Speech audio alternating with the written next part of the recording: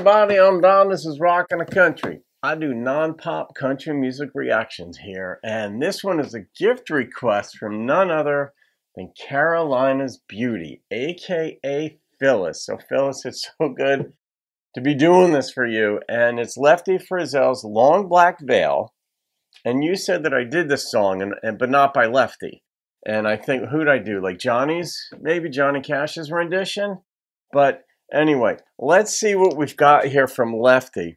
Some artists, their renditions are so different, even though the lyrics may be the same. Sometimes they'll switch them up a little bit, but usually the lyrics are the same, but sometimes there's such a different presentation. So let's see what Lefty's got for us. Lefty's definitely old school, traditional country.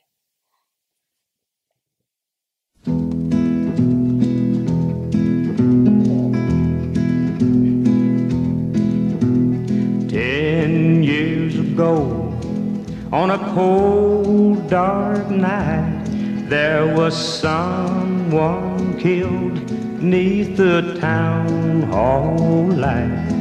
There were few at the scene, but they all agreed that the slayer who ran looked a lot like me.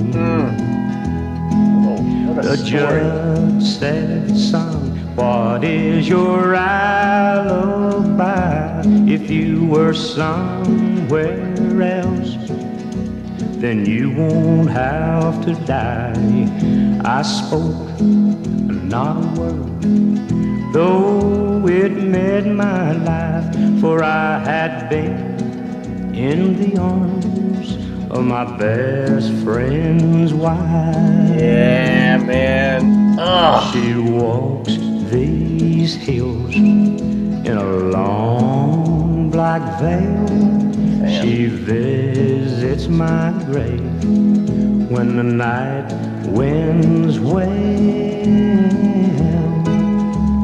Nobody knows, nobody sees, nobody knows but me. Who knows? The sky flows high and eternity near. She stood in the crowd and shed not a tear. Oh, but sometimes at night, when the cold wind moans in a long black veil, she cries o'er my bones. She walks these hills in a long black veil. She visits my grave when the night winds wail. Nobody knows, nobody sees, nobody knows but me. Nobody knows but me. Nobody knows but me. I can't even imagine the first time that song ever got played on radio, what the response would have been. You would have been enwrapped by that thing. You have to listen to the full story on that. It's like, wait a minute, he looked a lot like me. All right, so there's an unfortunate coincidence for him, because if he didn't look anything like him, he wouldn't be questioned. But it was one of those unfortunate timing things where you're like, and that's the dynamic of life. When you study like data distribution and different sorts of questions, like what are the odds of the same person winning the lottery twice? And it's like, well, depending on what perspective you come at it from. If I say to myself, I've won the lottery once before, let's say, what are the odds that I'll win it again? I'm going to say really small. So would everybody else. And just because I won it before, that doesn't change the odds of the upcoming lottery. So people would say it's like 1 in 500 million or whatever the numbers are. But if you say, what are the odds that somebody's going to win it? Like from the lottery commission, what are the odds that somebody's going to win it twice. That's a whole different question. And it turns out that that number is way higher than you'd expect. Here's one of these things where this is how my nerdy brain looks at things. I'm like, what's the likelihood in your life that you're going to be doing something wrong? All right, he's sleeping with his best friend's wife. And that some other crazy, unlikely event is going to happen that's going to unseat or cause a problem for you because of the other thing you're doing. Throughout the course of your life, that likelihood is very high. And not necessarily as dramatic as this, where it's rare that somebody sleeps with their best friend's wife. I mean, to me, that's revolting. You just don't do that. But all right, so he did it. Whatever happened, he did it. This guy's a greaseball. He's sleeping, all right? But then he did a stand-up thing, and he took the bullet, kind of. He didn't roll over. He didn't want her to get in trouble. That was his alibi. So he kind of did an honorable thing on her behalf in a circumstance that's dishonorable. But that's where another unlikely event turned out. Like if somebody didn't look like him, like all these things had to happen in the same time frame.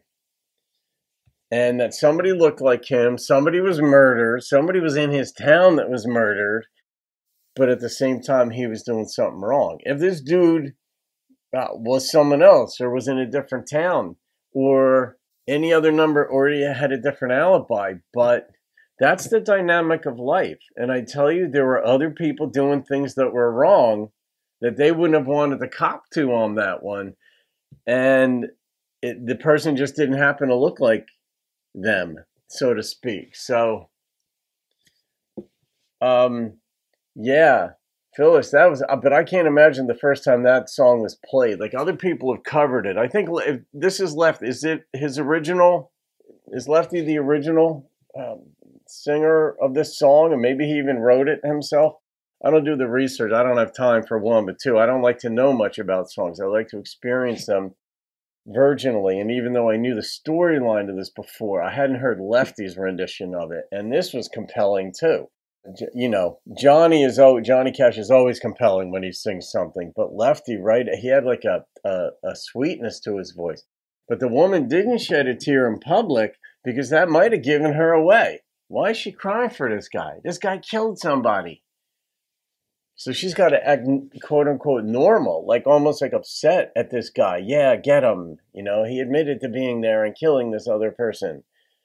But afterward, when she could get by herself, that's when she allowed herself to feel it, so that the crime, so to speak, the moral crime that they were committing, which was cheating, would not be exposed. It's a mess. It's a mess. Life is a mess, but sometimes we make our own messes. Then she's got to live with the guilt. There's an innocent man put to death, the guy she was sleeping with. All right, he's innocent of that murder. On the other hand, she knows there's a murderer out there that's gone free. And then that murderer knows there's an innocent dude that was put to death for his crime. So it just becomes a shit show that continues right on down the line. What do you say? We the people do certain funny things, don't we? All right, I'm going to rate this song. I got to go with the number that popped into my head on this one. And the number that popped into my head on this was a 9.8. I don't know what I gave the prior rendition of this song. I don't know why it wasn't a 10. But 9.8 popped into my head, so I got to stay true to myself. Otherwise, Steve Swags will arrest me, possibly. All right, and Jeff Cather might shoot me, and then Steve would have to arrest Jeff. So that would be an ugly circumstance too. So, Phyllis, thank you. That's for you, my dear. Have a great day, folks. I'll see you all in another video. Keep rocking the country.